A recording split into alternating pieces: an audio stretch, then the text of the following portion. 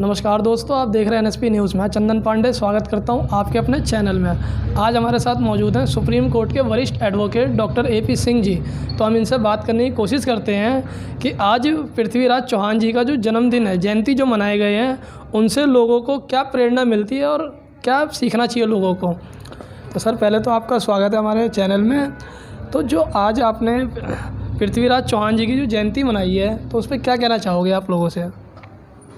निश्चित तौर पर लॉकडाउन की वजह से, कोरोना की वजह से उतने भव्य कार्यक्रम तो आयोजित नहीं हो पाए, लेकिन सोशल डिस्टेंसिंग को मानते हुए और 2 गज की दूरी बहुत ज़रूरी का अनुपालन करते हुए हम लोगों ने क्षत्रिय समाज के साथ साथ देश के तमाम विभिन्न वर्गों के, जाति, धर्म, संप्रदाय के लोग, और ये कहिए जो देशभक्त हैं, जिन्हें देशभक्ति से प्यार है, जिन्हें अपनी भारत माता से प्यार है, जिन्हें हिंदुस्तान से प्यार है, उन सब ने मिलकर आज दिल्ली के, मैं विभिन्न कार्यक्रमों में गया।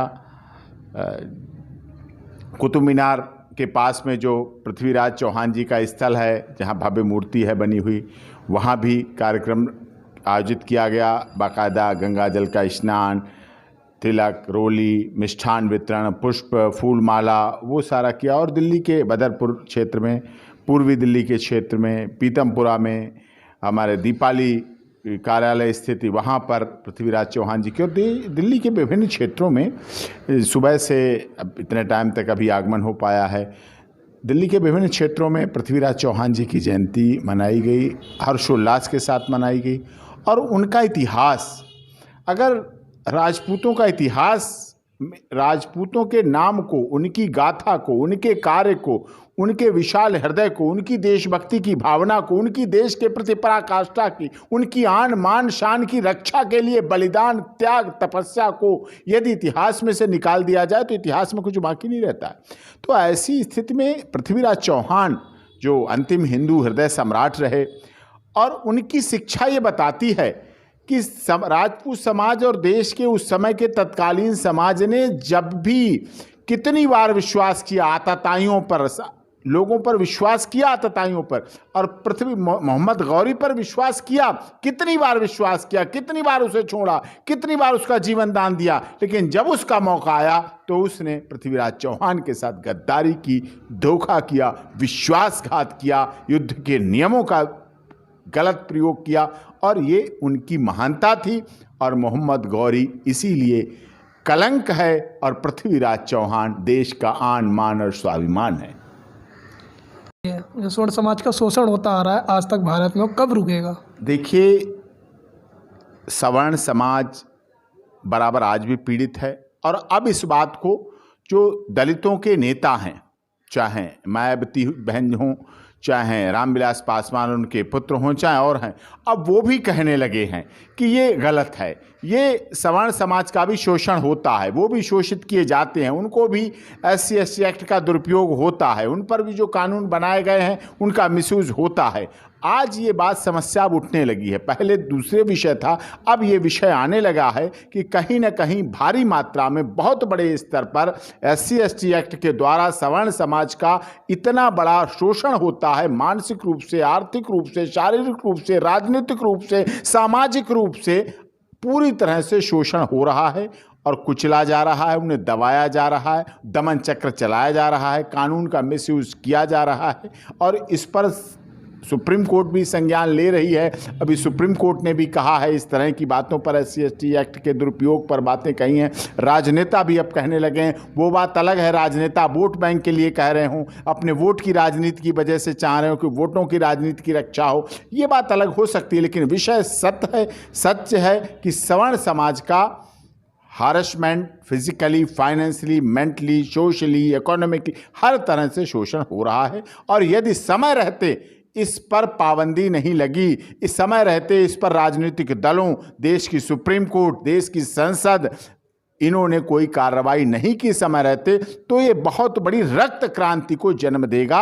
और वो रक्त क्रांति आगे देश के लिए, देश के निर्माण के लिए, देश के विकास के लिए, हमारी युवा पीढ़ी के लिए, युवा समाज के लिए गलत रहेगा। आर्थिक आधार पर ही आरक्षण क्यों जरूरी है? देखिए, अखिल भारतीय क्षत्रिय महासभा ने 2010-11 में देशव्यापी रथ यात्रा की, 2017 में देशव्यापी रथ यात्रा की, कश्मीर से कन्याकुमारी, कन्याकुमारी से दिल्ली तक। माननीय तत्कालीन मंत्री थे केंद्र सरकार में डॉक्टर दिग्विजय सिंह राजा साहब बांकानेर, अखिल भारतीय क्षत्रिय महासभा के राष्ट्रीय अध्यक्ष महेंद्र सिंह तंवर जी, इन सब के नेतृत्व में और अखिल भारतीय क्षत्रिय महासभा के तमाम पदाधिकारियों 2010-11 में और 17 में पूरे देश में आर्थिक आधार पर आरक्षण की मांग को लेकर देशव्यापी यात्रा की। प्रत्येक जनपद के जिलाधिकारियों ने उसमें ज्ञापन दिया गया, उनको ज्ञापन राष्ट्रपति भवन तक भेजा गया, प्रधानमंत्री जी के पास भेजा गया, कमिश्नरी से भेजा गया, विभिन्न प्रदेशों के राज्यपाल गवर्नर्स हैं उनसे प्रतिनिधिमंडल मिले, वहां जाके उन्होंने भी उस यात्रा का समर्थन किया। कई गवर्नर्स उस दौरान मेरी मुलाकात हुई, मैं भी वहां पहुंचा, चाहे पंजाब हरियाणा की बात हो, चाहे जम्मू कश्मीर की बात हो, चाहे हिमाचल की हो, चाहे राजस्थान, चाहे मध्य प्रदेश, साउथ के कितने राज्यों में वहाँ के गवर्नर से मुलाकात हुई, वहाँ गए। उन्होंने इस बात को माना कि अब वो समय नहीं रहा है। देखिए, कानून ने उस समय जब भारत का संविधान बना और देश को आज़ादी मिली तो 10 साल के लिए आरक्षण की बात कही गई थी, जातिगत आरक्षण की, कि 10 साल के लिए जातिगत आरक्षण दिया जाए। ठीक है, अच्छी बात थी, लग रहा था एक समाज है, एक वर्ग है हमारे समाज। 10 साल का आरक्षण, वो 10 साल का आरक्षण वो 70 साल पार कर चुका है, तो क्यों नहीं खत्म हो रहा अब तक? अब यही विषय आपका लॉजिक विषय है, ये सवाल आपका नहीं है, ये सब विषय इस देश के करोड़ों लोगों का है। करोड़ों लोग जानना चाह रहे हैं, करोड़ों लोग पूछना चाह रहे हैं, करोड़ों लोग समझना चाह रहे हैं कि 10 साल दिया, फिर 10 साल बढ़ा दिया, फिर 10 साल बढ़ा दिया। इसका मतलब आप एक समाज को पंगु बनाए दे रहे हैं, आप एक समाज को दिशाहीन बनाए दे रहे हैं, आप उस समाज को उठने, समरने, अपने पैरों पे खड़े होने, मजबूत करने के लिए नहीं दे रहे हैं। आरक्षण का मतलब उसे एक्स्ट्रा रिलीफ दी जा रही है। कोई बीमार होता है, उसको बीमार को एक्स्ट्रा दूध दिया जाता है, एक्स्ट्रा फल दिए जाते हैं, उसकी दवाई दी जाती है, उसको आराम कराई जाती है, उसके प्रति सब केयर करते हैं, ध्यान करते हैं। बीमार है, ये बीमार है, अब बीमार सही हो जाता है। बीमार सही होने के बाद उसको अगर वही उसकी सेवा करते रहें, उसको एक्स्ट्रा डाइट देते रहें, तो क्या होगा? फिर वो बीमार होना शुरू हो जाएगा, उल्टा शुरू हो जाएगा। फिर उसकी कार्य करने की क्षमता, उसके जीवन की क्षमताएं, उसके अंदर की जो क्षमता वो खत्म होती चली जाएगी। यही हो रहा है आज। पूरी तरह से जो आर्थिक आधार पर आरक्षण की जरूरत है और जातिगत आरक्षण खत्म होना चाहिए। आपको बताऊं, दुनिया के किसी भी देश में भारत को छोड़कर जातिगत आरक्षण नहीं है। आर्थिक आधार पर आरक्षण आप दे सकते हैं, गरीब और अमीर का भेद कर सकते हैं, गरीब को मदद दे सकते हैं, लेकिन जातिगत आधार पर दुनिया के किसी भी देश में आरक्षण नहीं है। कैंसर एक बीमारी है, उससे भी बड़ी बीमारी है जातिगत आरक्षण। और जातिगत आरक्षण की वजह से हमारे समाज के युवाओं का जो बौद्धिक हैं, बुद्धिमान हैं, योग्य हैं, निपुण हैं, अपनी लाइन के एक्सपर्ट हैं और बहुत प्रतिभावान हैं, बहुत प्रतिभाशाली हैं, बहुत कार्य क्षेत्र कर सकते हैं, उनकी क्षमताएं अलग हैं, उनका अंदर की क्षमता अलग है, तो ऐसे छात्रों का ब्रेन ड्रेन हो रहा है। ब्रेन ड्रेन मतलब उनका ब्रेन बाहर जा रहा है, उनकी बाहर जा रहे हैं, वो भारत में नहीं रहना चाहते। आज देखिए, यूक्रेन से हमने कितने छात्रों को आपने देखा बुलाया, एमबीबीएस कर रहे हैं वहाँ, तो वो अमेरिका से आ रहे हैं, सऊदी अरब से आ रहे हैं। भारत के लोग, सबसे ज़्यादा भारत के ही लोग विदेशों में अपनी प्रतिभाओं को क्यों दे रहे हैं? अपने ज्ञान को, अपनी बुद्धि को, अपनी क्षमता को वहाँ दे रहे हैं। यानी कि आरक्षण वो बूचड़ खाना है जहाँ हजारों प्रतिभाशालियों का गला घोटा जाता है, हत्या होती है, कत्ल आम है।